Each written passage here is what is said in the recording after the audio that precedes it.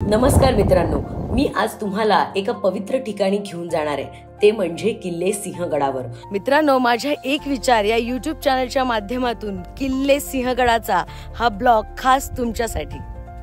हा फक्त गड नाहीये, तर नरवीर तानाजी मालुसरे आणि छत्रपती शिवाजी महाराजांच्या शौर्याने पावन झालेला किल्ला आहे। इथं प्रत्येक पावलात स्वराज्याचा इतिहास आणि सह्याद्रीचा अभिमान दडलाय। चला माझ्यासोबत हा इतिहास अनुभवा आणि या शौर्याला पुन्हा एकदा मानाचा मुजरा करा। सह्याद्रीच्या कुशीत कडक ऊन आणि थंडगार वाऱ्याच्या झुळकीत माझा प्रवास सुरू झाला। डोंजे या गावातून सिंहगडावर जाण्यासाठी मार्ग आहे। जिथपर्यंत गाडी पोहोचते तिथपर्यंत आम्ही पोहोचण्यासाठी निघालो। आजूबाजूला पाहिलं तर निसर्गाची किमयाच होती आणि यात वसलेलं शहर। अगदी विशाल हिरव्यागार डोंगरांच्या रांगा इथं पाहायला मिळतात। मग वाटेत भेटला तो दादा, सरबतचा स्टॉल लावून सगळ्यांची तहान भागवणारा। दादाशी गप्पा मारताना तो भावनिक होऊन पटकन बोलून गेला, राजांमुळे सगळं काही आहे। आणि त्या शब्दांनी अंगावर काटा आला। मग मीही एक ग्लास घेतला, मन ताजतवान झालं आणि मग पुढे निघाले तेच शब्द अनुभवायला। पण त्याआधी तुम्हाला थोडक्यात इतिहास सांगते। तानाजी मालुसरे हे छत्रपती शिवाजी महाराजांचे बालमित्र आणि अत्यंत निष्ठावान सुभेदार होते। स्वराज्यासाठी ते कधीही मागे हटले नाहीत। जेव्हा कोंढाणा मुघलांकडे होता तेव्हा छत्रपती शिवाजी महाराजांनी त्याला परत जिंकण्याचा निर्णय घेतला। त्यावेळी तानाजी मालुसरेंच्या मुलाचे रायबाचे लग्न ठरले होते, पण तरीही ते म्हणाले, आधी लगीन कोंढाण्याचं मग रायबाचं। तानाजी मालुसरे यांचं छोटं पण अतिशय शूर मावळ्यांचं पथक रात्रीच्या अंधारात कोंढाण्याच्या तटबंदीवर घोरपडीच्या मदतीने चढलं। त्यावेळी किल्ल्याचं रक्षण उदयबान राठोड यांच्याकडे होतं। त्या दोघांमध्ये भयंकर युद्ध झालं आणि अखेर तानाजी मालुसरेंनी किल्ला जिंकलाच, पण यावेळी त्यांना वीरगती आली। या दुःखद घटनेनंतर महाराजांनी अजरामर शब्द उच्चारले आणि ते म्हणजे गड आला पण सिंह गेला। चला स्वराज्यासाठी लढणाऱ्या त्या सिंहाला पुन्हा एकदा भेटूयात। मित्रांनो, गड चढताना प्रत्येक पायरी मला स्वराज्याच्या गाथेकडे घेऊन जात होती। सह्याद्रीच्या मनमोहक रांगा आणि खाली वाहणारी मुठा नदी, वा काय सुंदर नजारा आहे। इथे ट्रेकर्स भेटले, तेही हा इतिहास अनुभवायला उत्सुक होते। मग पुढे गेले की दिसतो पुणे दरवाजा। हा दरवाजा बघा मित्रांनो, यानं स्वराज्यासाठी किती लढाया पाहिल्या असतील। नरवीर तानाजी मालुसरेंच्या पराक्रमाचा हा खरा साक्षीदार। 1670 मध्ये त्यांनी मावळ्यांसह इथेच मराठ्यांचा झेंडा फडकवला। खरं तर इथे उभं राहिलं की त्यांचं शौर्य मनाला भिडतं। पुढे चालत गेलं की महाराष्ट्र सरकारचा वन विभागाचा नकाशा दिसतो। गडाची तटबंदी, दगडाच्या पायऱ्या, सगळं इतकं भक्कम की जणू स्वराज्याच्या दृढनिश्चयाचं प्रतीक आहे। मग दिसतो दुसरा दरवाजा आणि तिथून वळलं की तोफखान्याचा रस्ता दिसतो। पुढे गेल्यावर मी वळाले घोड्याच्या पागेकडे।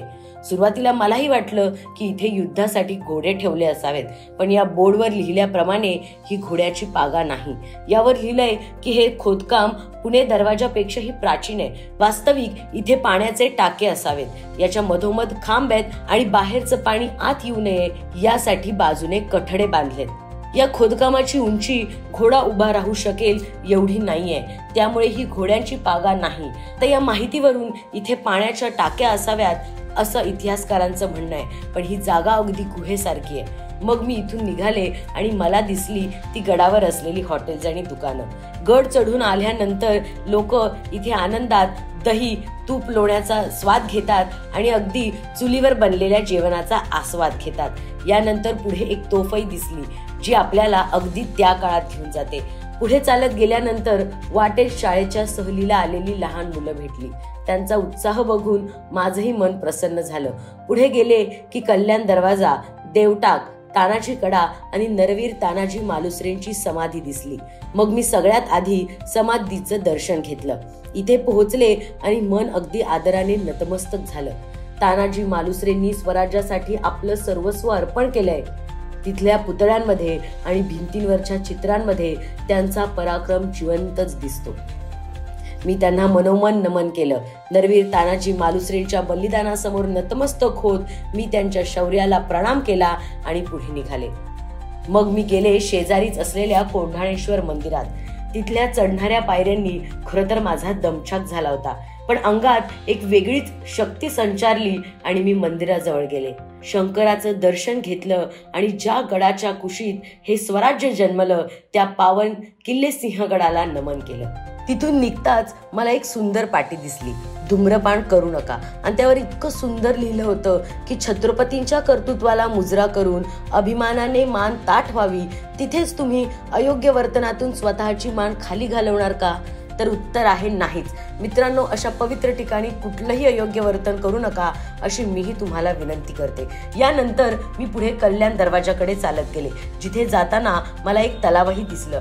पुढे गेल्यावर एक बोर्ड दिसला ज्यावर लिहिलं होतं किल्ले सिंहगड, कल्याण दरवाजा, खुला रंगमंच, कलावंतिनी बुरुज. मित्रांनो, पुढे गेले आणि निसर्गाचा आनंद घेतला.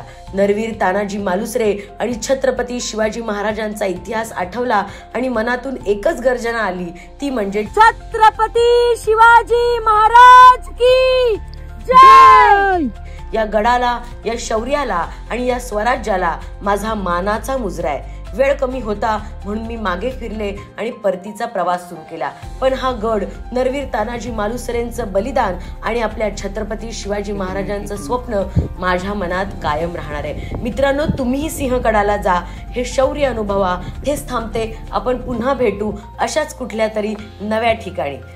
पण हा व्हिडिओ जर तुम्हाला आवडला असेल तर आपल्या स्वराज्यासाठी एक लाईक, एक शेअर आणि कमेंट नक्की करा आणि चॅनलला सबस्क्राईब करायला विसरू नका.